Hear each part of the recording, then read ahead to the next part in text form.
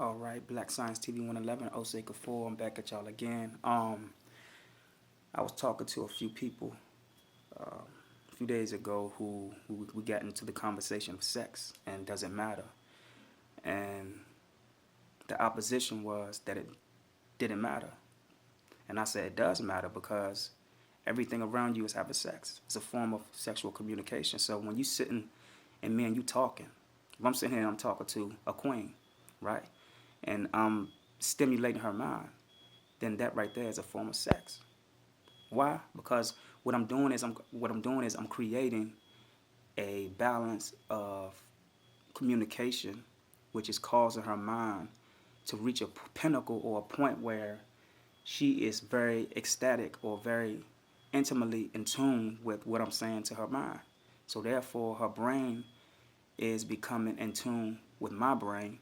And anytime two things become in tune with each other, this is an act of communication, intimate communication. Intimacy is not just physical sex. Intimacy is when you are on a level of frequency with another person communicating and the person is feeling you. So if you talking to a queen and she feeling you, that's a form of sex. That's a form of sexual communication. That's making love. You get what I'm saying? So therefore, we are we are conditioned to think that sex is only on one plane. It has so many planes, and it has nothing to do with physicality. Sex is a spiritual, it's a ritualistic act. It's a being that manifests things as far as evolution.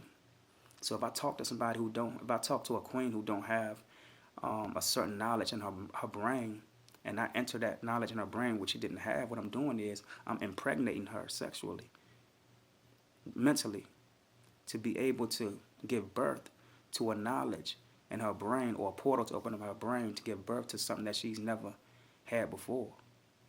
So now that she's picked up on it, the next person that she talked to, they will have a sexual communication. I know y'all saying, well, that's being a whore. No, that's not being a whore. This is what you taught. This is what you taught. Anytime you produce, you are actually acting in your natural state.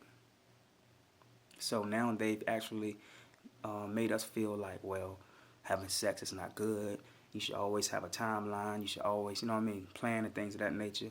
Okay, cool. I'm not just saying go out there and sleep with anybody. But what I'm saying is you have to understand that the act itself is natural, that has been plagiarized to look at something as being dirty. Why? Because it's become a religion in itself, an imperialistic mechanism to be able to initiate under the agenda depopulation toward a certain people, which is black people. You get what I'm saying? So whenever you running around and you feeling, well, I'm guilty, I can't look at her because God said if I ain't married, then I can't touch a woman. You get what I'm saying? That right there is the initiator of homosexuality on a lower level. That's homosexuality on a lower level because the thought is more potent than the act itself. You creating a thought meaning that you already brought it into an existence.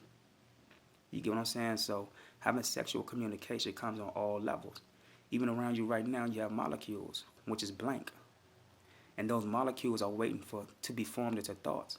So in order for it to be formed into thoughts, you have to impregnate those molecules, which is memory banks, blank memory banks. And how do you do that? You think.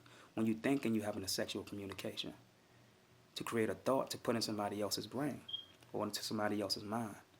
So I just want to touch a little bit on, the different forms of sexual communication.